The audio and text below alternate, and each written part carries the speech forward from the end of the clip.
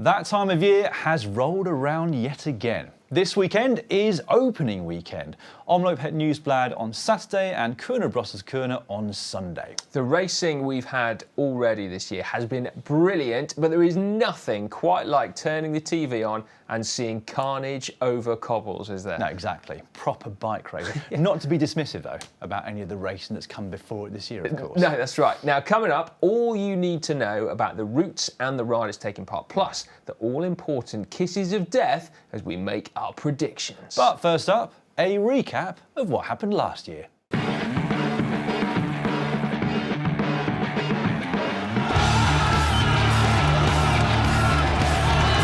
A first race for the season for Wout van Aert and a first victory. Annemiek van Vleuten is going to come through and take a second career victory in Omloop Het Nieuwsblad. It's not Bias who's been dropped. Jacobsen now behind as well. Laporte still in front. Laporte still in front, but it's heartbreak. It's heartbreak. Jacobsen's there. Look on the right as Ewan comes as well. Oh my word, what a finish. There's just nothing like watching Belgian bike races, is there? No. Three huge names there last year taking the spoils. Van Aert and Van Vleuten in Omloop, Jacobsen in Kuurne. Right then, before we crack on, a reminder that you will be able to watch all of the action on GCN+. That is correct. The men's Omloop Het Nieuwsblad comes first on Saturday, with the women straight after that, and it's the first race of the year that we will be back with the breakaway, our pre- and post-race show.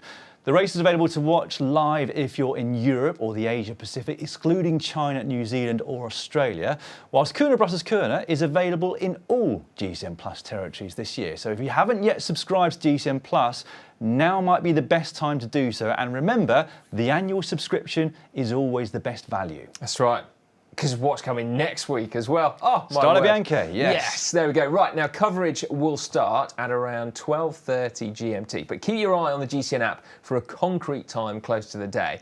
Right then, on to the route of Omloop. For the men, it's 207 kilometres with 12 climbs and 9 cobbled sectors, whilst for the women, it's 132 kilometres with 8 climbs and 5 cobbled sectors. This year, the riders will once again start in Ghent after the team's presentation and will be greeted with a very long old neutralised zone as they head out for the start. After that, the early attacks will begin and the early breakaway will eventually form. The first of 3 passings of the Haaghoek cobbled section for the men come after just 36 kilometres of racing, which is quickly followed by the first climb, the Leeberg. But then there's a further 60 kilometres to wait until the next cobbled sector, which is the Langemunter. That is a great name. It is a great name. Now, the key point for the men's race, though, comes with around 55 kilometres remaining. At that point, there are 4 cobbled sectors and 5 climbs in the space of just 30 kilometres, including the Molenberg, which is a climb that's made particularly by Brutal by such a slow entry into it, as well as the Berendries, which is a really tough climb, despite it being tarmacked, that one. Do you not have the KOM there at some point? Well, it's funny you mentioned that, Dan, but yes, I did have the Yes, KOM you there, did. after you led me out, I believe. Well, I didn't do much of a lead out, I seem to remember, but Matt did quite a lot for you, didn't he, did, that yeah. day? Anyway, after that series of climbs in the men's race, there is a brief bit of respite, but then comes that infamous double punch of the Muur van Gerardsbergen and the Bosberg. The 2 climbs that were, back in the day, so synonymous with the finale of the Tour of Flanders. Yeah, it is so good that they still feature so prominently in Omloop, isn't it? Now, from the top of the Bosberg, there is just over 10 kilometres to the finish line in Ninove. For the women, meanwhile, the key point comes after they've ridden through Oudenaarde after 70 k's of racing. As they head out of town there, they're going to head up a climb called the Edelarenberg, and then they're going to turn left at the top and face the same sequence of climbs and cobblestone stretches that the men will have tackled before them. In terms of the weather, the long-term forecast currently says that it'll be dry but cold, a maximum of 7 degrees centigrade, and quite windy with it too. So gusts of up to 35k an hour from a northerly direction, which means that the last part of the race will be a headwind, but a lot of the rest of it will have wind coming at the riders from the side, which generally means much more chances of splits and much less chance of a big bunch sprint. Good news for us as viewers then. Oh, yes. For Kuurne, meanwhile, the following day, the route is 193 kilometres, starting and finishing in Kuurne. Well, yeah, might sound obvious given the name of the race, but Paris-Roubaix hasn't started in Paris for donkey's years. Yes, although it does still finish in Roubaix, doesn't it? Don't True. get us started also on the 4 days of Dunkirk, which is 6 days. Anyway, there is actually one more climb in Kuurne than there is in Omloop, with 13 in total, but because they are far less condensed, there's a much higher chance that it can end up in a bunt sprint, as it did last year. Yeah, and as it has done on many, many occasions. That said, we did have solo winners in 2019 and 2020 with Bob Jungels and Casper Askreen respectively. Yeah, it is a race, isn't it, that lends itself to attacks near the end because although there is normally a reasonable sized group that gets to Kuurne for all those finishing circuits, teams are often quite depleted of domestiques to do the work to keep it all together. Right then, shall we talk favourites starting with Saturday? Yeah, okay. We'll start with previous winners, shall we? Saturday will be the 16th participation for Greg van Avermaet at Omloop, and he is almost always in the mix. He's won there twice, hasn't he? 2016 and 2017, and has been in the top 10 9 times. Yeah, it's quite an incredible record, isn't it? Most recently, that was last year because he finished 3rd in 2022. He absolutely loves this race, doesn't he? That said, it's now been 3.5 years since Greg van Avermaet won a race. So it would be quite a surprise if he won on Saturday. Other former winners on the start line should be Sepp van Marken, Jasper Stuyven, Zdenek Stybar and Davide Ballerini, if the start list provisionally is to be believed. Ballerini won back in 2021 and he's part of the Soudal Quickstep team, who I'm sure will be desperate to start their Belgian campaign in the best way possible. Definitely. Their only win in the Cobbled Classics last year came in Kuurne-Brussel-Kuurne with Jacobsen. Outside of that, they fell well short, didn't they, of our and their own expectations. They did, yes. On the start on Saturday, alongside Ballerini, they've got previous Tour of Flanders winner Casper Askreen on their team. Who put in some good training, I've got to say, at the recent Vuelta at Algarve, along with Seneschal, Lampaert and the ever-dependable Tim de Klerk. So they will have high expectations, you would imagine, at Omloop. Yeah, that's right. Jumbo-Visma have a really strong team as well, despite the absence of Van Aert. Laporte, Benoot, Affini and Van Hooijdonk are joined by new recruits Jan Tratnik and Dylan van Barlo, the winner of Paris-Roubaix last year, you remember? Yeah, very strong new recruit, isn't he? They only have one win this year so far, though, Jumbo-Visma. They've started reasonably slowly, and you have to assume it's a deliberately slow start to the season for them. But I don't see them holding back with that team on Saturday. No. Now, the team with the most wins so far this year, rather surprisingly, I think I could say, is EF Education Easy Post, who've already surpassed their win total from the whole of 2022 with 10 as we record this. Amazing, isn't it? I think it's hard to underestimate the difference that a strong start to the season makes to a team's confidence and their morale. That said, it doesn't look like Magnus Kort or Alberto Bettiol are going to be starting for them, so it might be a long shot to take the win. Yeah, looks like that from the provisional start list, doesn't it? Now, another team to watch out for are, of course, Ineos Grenadiers. It's a young squad, but we saw last year just how strong they are. Tom Pidcock is there and he's going to be joined by Sheffield's Turner, Rowe, Kwiatkowski and Narvaez. So although I say it's a young squad, it's actually a really nice mix of youth and experience there. Yeah, I reckon they've got big hopes for the Cobbled Classics this year, haven't they? As have Bahrain Victorious, who are led in this race by Mate Mohoric and Fred Wright. It's hard to believe that Wright is yet to win a pro race, isn't it? Given how much he's been in the thick of the action up to now. But surely it's only a matter of time before he wins, and probably wins big. The more I look at the start list, though, the more I realise how open this race could be. Kung and Stewart are there for Groupama FDJ. Sagan's there for Total. Unbelievably, he's actually never won Omloop Het Nieuwsblad. Turnison leads Intermarché, Philipsen and Krauw Andersen for Alpecin. Garcia Cortina and Jorgensen are there for Movistar. Sturven for Trek, Wellens for UAE, and Christoph for Uno X. However, the team that we want to finish with in this preview of the men's race is Lotto Destiny. Mainly because of Arnold de Lee, who looks like he'll be on the start line. And de Lee, for those of you who don't know, is one of the biggest talents in cycling right now. He won 9 races last year, mainly in bunch sprints, but he's already shown this year that he is far more than a sprinter. Yeah, he's just a general beast on a bike, really, isn't he, Arnaud de Lee? In a kind of Van Aert and Sagan mould, I would say, from what I've seen this year. I can't wait, actually, to see how he does do on Saturday at Omloop.